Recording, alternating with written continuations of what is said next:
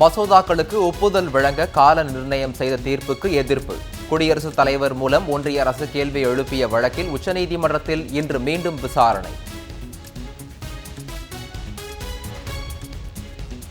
தொடக்க பள்ளிகளில் மேலும் 3 லட்சம் மாணவ மாணவிகள் பயன்பெறும் வகையில் காலை உணவு திட்டம் விரிவாக்கம். சென்னையில் இன்று தொடங்கி வைக்கிறார் முதலமைச்சர் மு க ஸ்டாலின். கல்வி, சுகாதாரம் மற்றும் உள்கட்டமைப்பில் இந்தியாவிலேயே தமிழ்நாடு சிறந்து விளங்குகிறது.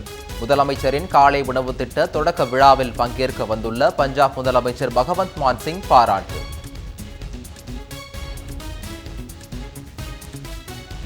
கொளத்தூரில் 27,71,00,000 செலவில் 162 அடுக்குமாடி குடியிருப்புகளை திறந்து வைத்தார் முதலமைச்சர் மு க ஸ்டாலின். 7,50,00,000 ரூபாய் செலவில் கட்டப்பட்டுள்ள முதலமைச்சர் சிறு விளையாட்டரங்கமும் திறப்பு. சீரமைக்கப்பட்ட பெரியார் நகர், திருவிக நகர் பேருந்து நிலையங்களும் பொதுமக்கள் பயன்பாட்டிற்கு அர்ப்பணிப்பு.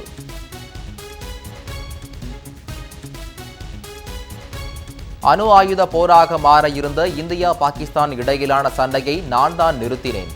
அமெரிக்க அதிபர் டொனால்ட் ட்ரம்ப் மீண்டும் திட்டவட்டம். வர்த்தக ரீதியிலான மிரட்டலால் சண்டை முடிவுக்கு வந்ததாகவும் தகவல்.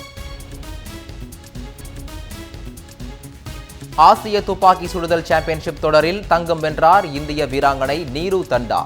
மற்றொரு இந்திய வீராங்கனை ஆஷிமா வெண்கலம் வென்று அசத்தல்.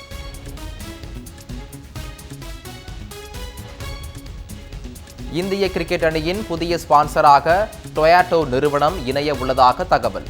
ஆன்லைன் சூதாட்டம் தடை மசோதாவை தொடர்ந்து Dream11 விலகியதை அடுத்து புதிய ஸ்பான்சரை தேர்வு செய்யும் பணி தீவிரம்.